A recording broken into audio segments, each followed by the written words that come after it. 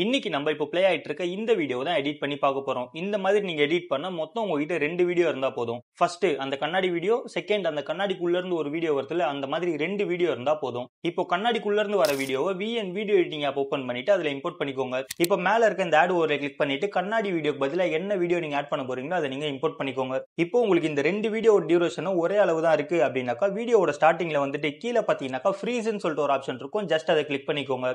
இப்போ அந்த ஃப்ரீஸ் ஆன ஃப்ரேம் அந்த எஃபெக்ட் ஸ்டார்ட் ஆகிற வரைக்கும் இழுத்து விட்டீங்கனாலே போதும். இப்போ ஓவர்லே ஆட் பண்ண வீடியோவோட லாஸ்ட் ஃப்ரேமுக்கு வந்துட்டு ஓபன் பண்ணி இந்த மாதிரி ஒரு ஸ்கிரீன்ஷாட் மட்டும் எடுத்துக்கோங்க. முடிஞ்சா இங்கே கூட கிராப் பண்ணி சேவ் பண்ணிக்கோங்க. இப்போ ஆட் ஓவர்லே கிளிக் பண்ணிட்டு ஸ்கிரீன்ஷாட் எடுத்த போட்டோவை இம்போர்ட் பண்ணிக்கோங்க. இப்போ அந்த போட்டோவை டச் பண்ணிட்டு கீழே பாத்தீங்கன்னாக்கா கட் அவுட்னு சொல்லிட்டு ஒரு ஆப்ஷன் இருக்கும். ஜஸ்ட் அதை ஓபன் பண்ணிக்கோங்க. இப்போ மாடிஃபை கிளிக் பண்ணிட்டு ரீஸ்டோர்னு சொல்லிட்டு ஒரு ஆப்ஷன் இருக்கும். அதை கிளிக் பண்ணிட்டு எரேஸ் ஆன எல்லாத்தையும் ரீஸ்டோர் பண்ணி எடுத்துக்கோங்க. இப்போ பக்கத்திலே எரேஸ்னு சொல்லிட்டு ஒரு ஆப்ஷன் இருக்கும். ஜஸ்ட் அதை கிளிக் பண்ணிட்டு எதுக்குள்ள இருந்து உங்களுக்கு வீடியோ வரணுமோ சோ அதை மட்டும் எரேஸ் பண்ணிக்கோங்க.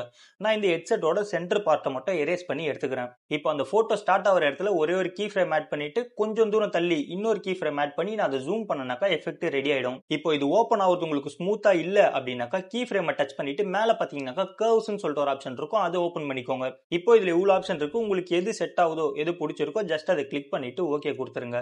இப்போ அந்த எஃபெக்ட் கரெக்டா வந்துடுச்சு. இப்போ கீழே இருக்க இந்த பிளஸ் ஆப்ஷனை கிளிக் பண்ணிட்டு பிளாக் கிளிக் பண்ணிட்டு இது உங்களுக்கு எவ்வளவு வேணுமோ அவ்வளவு அட்ஜஸ்ட் பண்ணிட்டு ஓகே கொடுத்தீங்கன்னாக்கா எடிட்டிங்கே முடிஞ்சது. இது பாத்தீங்கன்னா வெறும் பேசிக் லெவல் தான். இன்னும் கேப்கட்லாம் எடிட் பண்ணினாக்கா ப்ரோ லெவல்ல பயங்கரமா எடிட் பண்ணலாம். ஸோ அதெல்லாம் உங்களுக்கு வேணும் அப்படின்னாக்கா கமெண்ட் செக்ஷன்ல கமெண்ட் பண்ணிடுங்க. அப்படியே ரீல்ஸ் பண்ற உங்க ஃப்ரெண்டுக்கு இந்த வீடியோ ஷேர் பண்ணிட்டு வீடியோ பிடிச்சிருந்தா சப்ஸ்கிரைபும் பண்ணிடுங்க.